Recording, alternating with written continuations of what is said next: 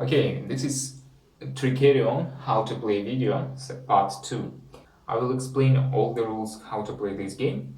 If you haven't seen the first part, I suggest you watch it first, so you understand what's going on here. Link is in the description. Meanwhile, let's jump into this game and see what you can do here. In this game, each player gets his personal rule book. On the back, you can see what is happening during each turn and a reminder what you will be getting at the end in terms of additional victory points. Inside the book, you can see the list of all tricks available, so if you want to get some tricks, you don't need to go through the stockpile. The first thing that we need to do in the beginning of the round is roll the dice. This way, each round you have different actions available. Then you set player order.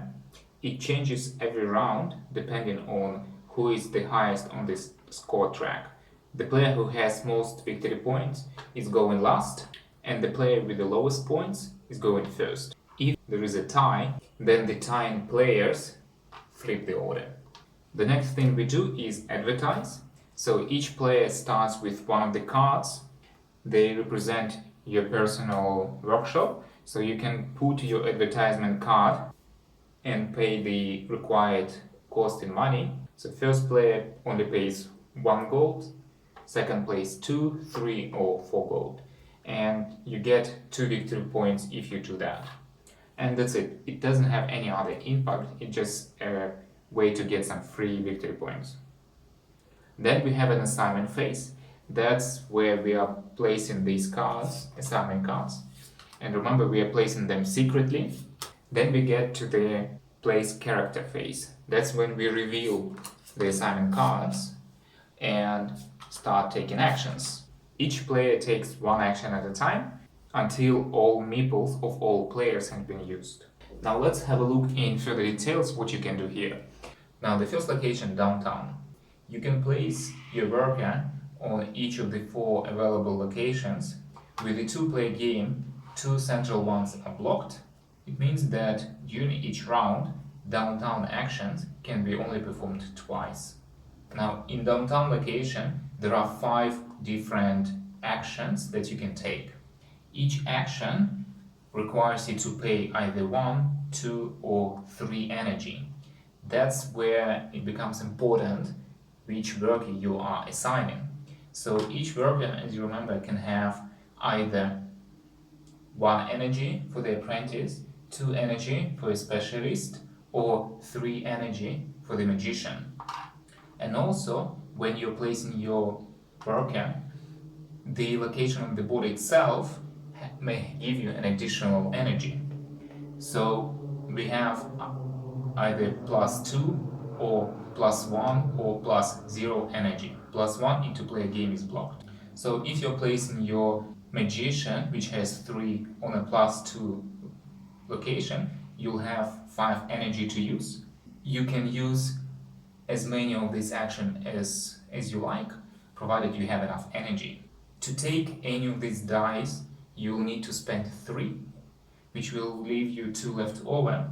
You can use 2 energy to flip one of the die, any, to a desired side, or you can use 1 energy to take a chance of rolling what you need. But also you can use your diamonds. Each diamond gives you an additional 1 energy, but you can only use 1 diamond per turn. So the first 2 dice are giving you additional workers, either apprentice or specialist. So if you choose this die, you flip it to the X, showing that you have used it, and you take the corresponding worker tokens, you put it on top so you don't forget it. Now this die allows you to take one of the new tricks. This die shows which type of the tricks are available. In this case it's chain or mechanic. But also you have always an option of taking your favorite tricks type. So in this case it's an illusion trick. If it's not available, you can still take it instead of any other trick that you rolled. If there is a question mark, it means that you can take any types of tricks. Now, when you're buying a trick, technically you can buy any trick of the selected type. However, have a look at the bottom right corner. It can have a number of 1 or 16. It means that you need to have at least 1 or 16 fame, which is victory points, to be able to take it for free. But if you don't have enough victory points, you can still buy it, but pay the difference in gold. And these two die will allow you to take additional money. Now, market roll works in the same way. So we have 3 energy on the magician that we used to go here. We have +2 +0 in additional energy. So we have 5 in total to spare. What you can use that energy for is to buy an additional resource. So you pay 1 energy for each resource type. Let's say we want to buy 2 type of resources. To keep track of energy, I suggest to flip this on a side to keep track of that, of the energy. So, and we want to buy 2 metal and 1 fabric. So you take them from the supply, and since we are taking 3 pieces of resource, you're paying 3 gold for that. You can also use energy to have a discount of 1 gold. So in this case, we had 5 energy and we only used 2 to buy 2 types of resources, so we have 3 left over. We can have a discount, but we can never pay 0. So we can use 2 energy and get a discount of 2. So we'll get 2 gold back. And we'll have 1 energy left. Another thing that we can do is pay 1 energy to get an additional order. So let's say you need another type of resource that's currently not available. You're paying 1 energy, placing a resource marker in this section. It means that it will become available in the next round. It will replace the corresponding resource on this side. And when you're buying resources, you're taking them from the supply, not from this market. These are only a representation of what is available for purchase. And the last thing that you can do here is to pay 2 energy to make an urgent order, in which case resource is placed in the middle and it becomes available for purchase immediately in the same round. However, you'll have to pay $1 additional for each resource. Now let's have a look at the workshop to see what you can do here. So the 2 locations available are +0 energy. So since you are only getting energy that is available from the work itself, and the action that you can do are either prepare a trick or a special action from the additional specialist. We'll get to the specialist a little bit later. For now, let's focus on how to prepare the trick. To prepare a trick, you need to have sufficient resources. You don't need to spend them, they just need to be available in your workshop. So now, red player doesn't have enough, but we'll just pretend that he does. So if you have enough resources, you prepare a couple of copies of the trick. If you look at the bottom left side, you can see a number with energy that tells you how much energy you need to spend to prepare it. For this trick, you just need 1 energy. And this square looks like a stack, so the number of layers tells you how many copies of this trick you can make. Just as a comparison, when you make this trick, you will only get 1 copy of this trick. When you're making this trick, you'll get 2 copies, and for this one, you'll get 3 copies. So with this one, we get 2 copies. You take 2 tokens of the same type and put it on top. Then put a similar token over with a white background on the side of it. It just helps you track your tricks going forward. You'll understand it a little bit later. So that's how you prepare a trick. And now the next location where you can go is theater. When you're placing workers in the theater, they all have to be in 1 column, which means that you can place up to 3 workers in here. The top 2 locations allow you to place one of your tricks from the prepared trick card to the performance card. So let's pretend we assigned one of our workers to the theater and he goes to Friday, so he has +0 energy, so he can place one copy of a trick on the available performance card. Now, if you want to place more than one trick on the performance card, you need more energy. But in this location, you cannot use diamonds to get +1 energy, so be mindful of that. What you can do instead, you can either assign a different specialist, the one that has 2 energy to begin with, or you can assign 2 specialists, in which case you'll have total 2, 3 or 4 energy. But if you want to perform your tricks and get reward from them, you need to assign your magician to the last role. So what it does, at the end of the round, you will be able to perform one of the cards. We'll get to that in a moment. For now, I'll just keep your magician here. Only magician can go here. And when placing multiple tricks on a card, there are certain limitations. So if you want to place more than one trick on one card, they have to be different type. So in this case, red only has one type of a trick. He cannot place 2 copies of the same trick on the same card. Later in the game, in the second round, and we will introduce an additional card, and in round 2 and going forward, he will have an option to place his trick of the same type on different cards. Then the question is, what's the difference between Thursday, Friday, Saturday or Sunday? So if you're placing your meeple on Thursday, for each worker you'll have an additional +1 energy. So even your apprentice that has 1 energy will be able to place 2 tricks. The downside of it is that if your trick is played in this round, you will get one victory point less and 1 gold less. And on the other hand, if you're using your meeples on Sunday, you will get -1 energy. So if you're using your apprentice, you will not have any energy at all. If you're using your specialist, it will only have 1 energy, so you'll be able to place 1 trick. Now, there are a couple of more things that are happening with the performance card when you're placing multiple tricks on it. So to show you that, let's assume that yellow has prepared his own trick as well and decided to place one of the tricks on the performance card. So he can place it in any direction as he wants, and his trick potentially will be played. But now let's have a look at what is happening on the card itself when you're placing the tricks. To be able to show it to you, I need to bring it a little bit closer. When you look at the card itself, you can see that there are 4 places where you can place the trick token itself, and there are these circles in between these locations. In more complex cards, these circles are not always available. For example, in between these 2 locations, there is no circle. What the circle means is that the adjacent tricks are potentially can be linked. And when you're placing a trick, you have to follow certain rules.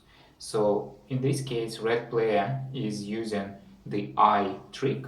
So look at the corners of the trick token itself. It also has 4 symbols. So he has to put this trick, because it's an eye trick, with the eye corner facing one of the links. You can place it like this, or like this, or in any other direction, so that eye is facing one of the links. Then when the other player is placing his trick, he has to follow the same rules. So with yellow, he has this swirly symbol, and when he's placing it, he has to follow the same rules, like that, for example, facing the link up. So this is an example of legal action. But what you want to do is to place your trick so that they interlink.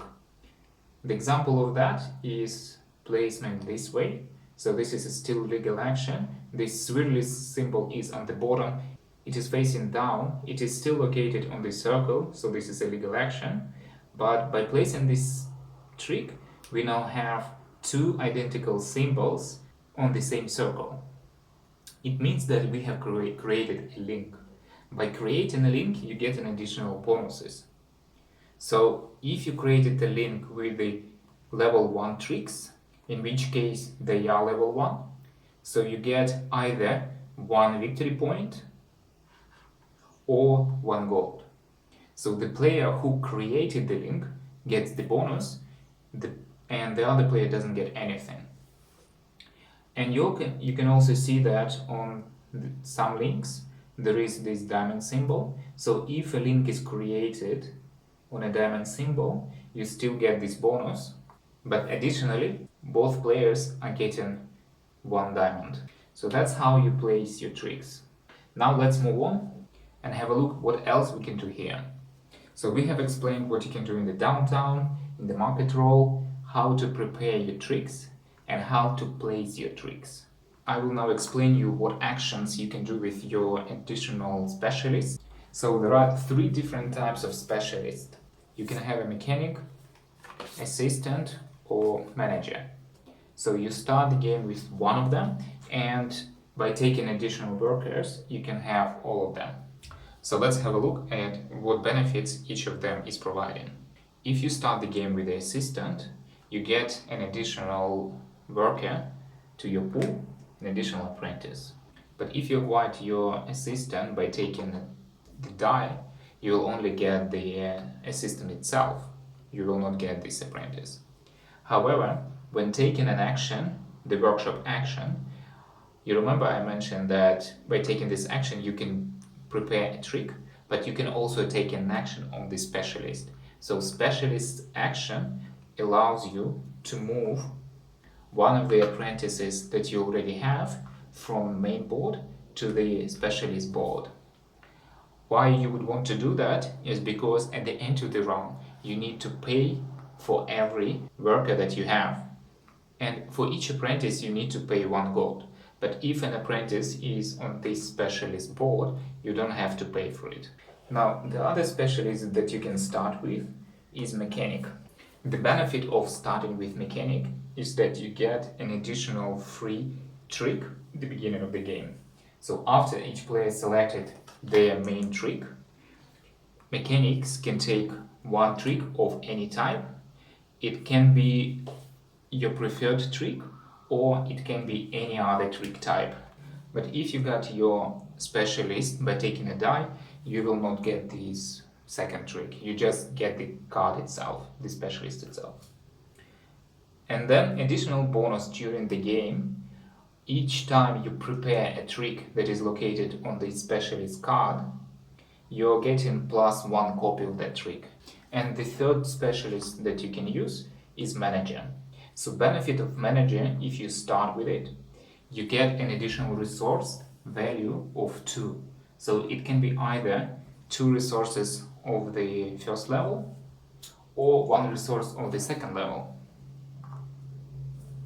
If you get this specialist during the game by taking a cube, you don't get it, you just get the specialist itself, and that's it.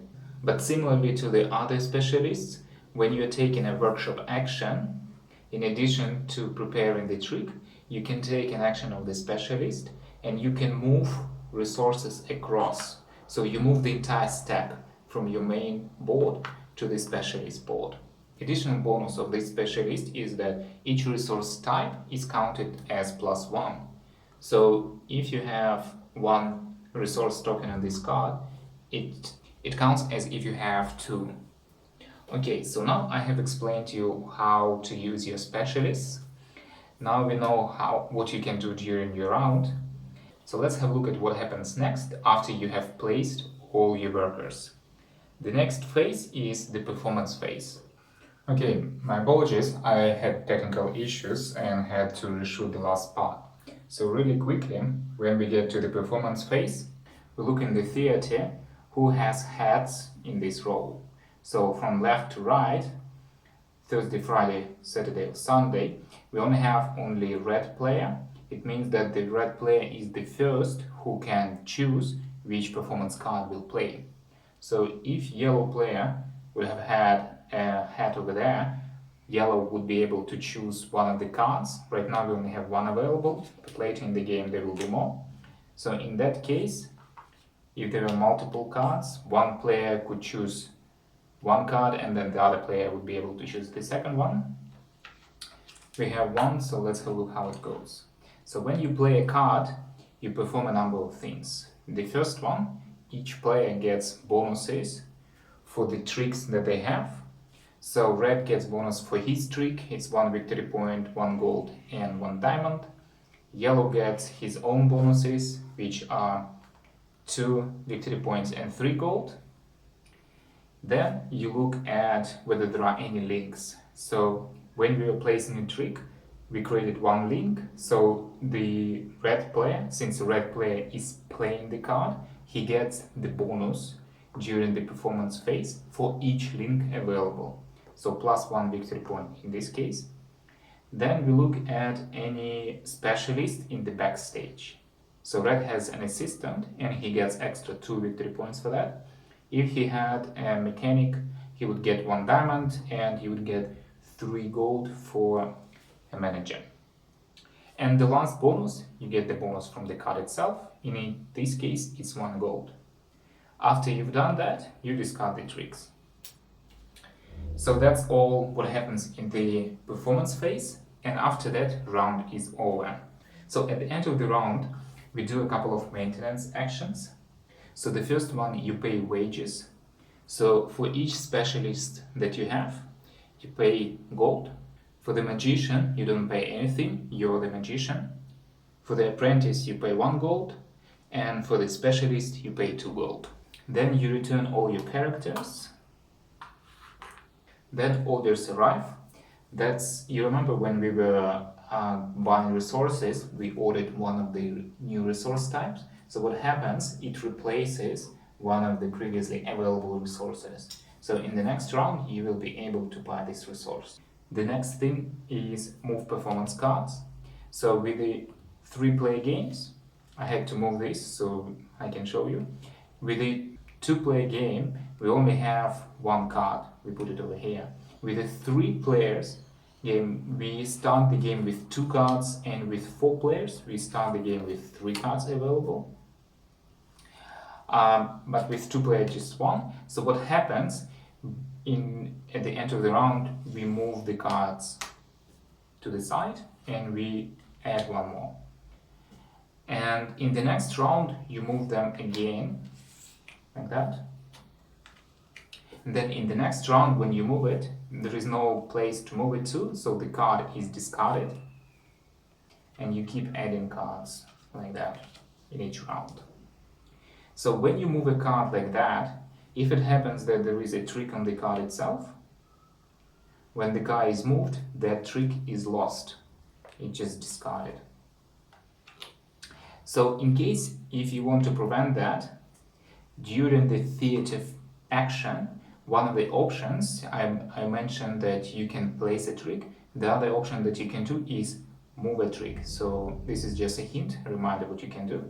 So you can move a trick from the card to another card. It still needs to follow all the legal rules, but doing that will potentially prevent you from losing a trick. Then we remove posters and we remove turn counter. So when we get to round number 5, that will be end of the game. And in the end of the game, in addition to all the scores from tricks, you'll get some bonus victory points. You'll get 1 for each diamond, 1 for every 3 gold, and additional victory points for the workers that you acquired during the game. So that's all in terms of how to play this game. If you want to play an expansion, you will have to flip the board, and you will have the same location as downtown, market roll, and theater. The rules remain the same, but the game introduces an additional dark alley location. So you'll have more tricks, you'll have some additional unique assignment cards, you'll have some prophecies that change the mechanics of the game a little bit. So if you're interested in playing expansion, I suggest you play the base version first a couple of times and then just read the rules. And you would have 7 rounds. Personally, I think that the expansion is really cool. I like adding more tricks, more rounds, and the special assignment cards. But prophecies, I usually leave them aside because they're a little bit too convoluted. So thank you for watching this video. I understand that it was a little bit lengthy, but yes, the game is complex, so it takes time to learn it. But once you learn it, it is really enjoyable to play. So thank you for watching. Like, subscribe, leave your comments so I know what you value and what you'd like to see more. Happy playing!